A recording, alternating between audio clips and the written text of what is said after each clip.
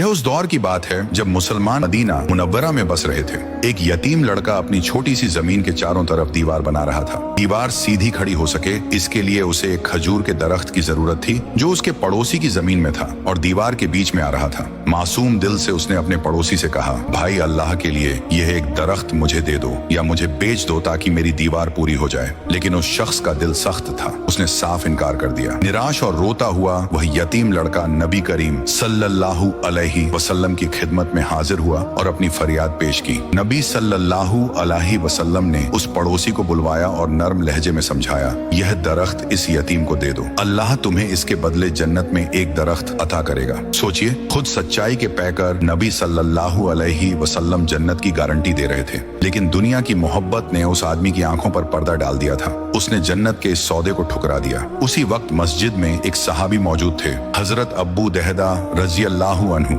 उनका दिल इस मंजर को देखकर बेचैन हो उठा। उन्होंने नबी सल्लल्लाहु अलैहि वसल्लम से अर्ज किया, या रसूलल्लाह, अगर मैं वह दरख्त खरीद कर इस यतीम को दे दूं तो क्या मुझे जन्नत का वह दरख्त मिलेगा? नबी सल्लल्लाहु अलैहि वसल्लम ने फरमाया, हाँ, तुम्हारे लिए भी वही है। बस यही वह लम्हा था जिसने इतिहास बदल दिया। हजरत अब्बू दहदा रजी अल्लाहु अन्हु मदीना के एक कामयाब और दौलतमंद ताजिर थे। उनका एक बहुत बड़ा हरा भरा बाग था जिसमें लगभग 600 खजूर के दरख्त, एक मीठे पानी का कुआं और उनका घर भी मौजूद था। वो सीधे उस शख्स के पास गए और कहा, क्या तुम मेरा वह बाग जानते हो जिसमें 600 दरख्त और कुआं है? मैं तुम्हें अपना पूरा बाग देता हूँ, बदले में तुम मुझे सिर्फ यह एक दरख्त दे दो। यह सुनकर वह आदमी हैरान रह गया। उसके लिए यह सौदा दुनिया का सबसे बड़ा फायदा था। उसने फौरन हामी भर ली। हजरत अब्बू दहदा रजी अल्लाहु अन्हु ने वह दरख्त हासिल किया और बिना देर किए उसे उस यतीम बच्चे को दे दिया। जब यह बात नबी सल्लल्लाहु अलैहि वसल्लम तक पहुंची तो आप बेहद खुश हुए और बार बार फरमाने लगे,